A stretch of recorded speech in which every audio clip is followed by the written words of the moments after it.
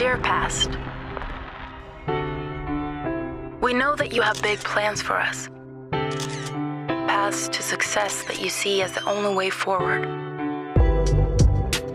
Call us foolish or naive, but in this fast-changing world that pulls you this way and that, listening to our own inner voice seems like the better way.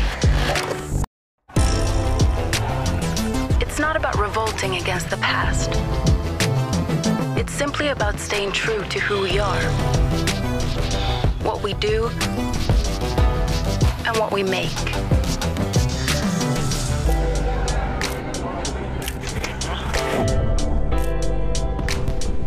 Because if we're not living our true self, we're not really living at all.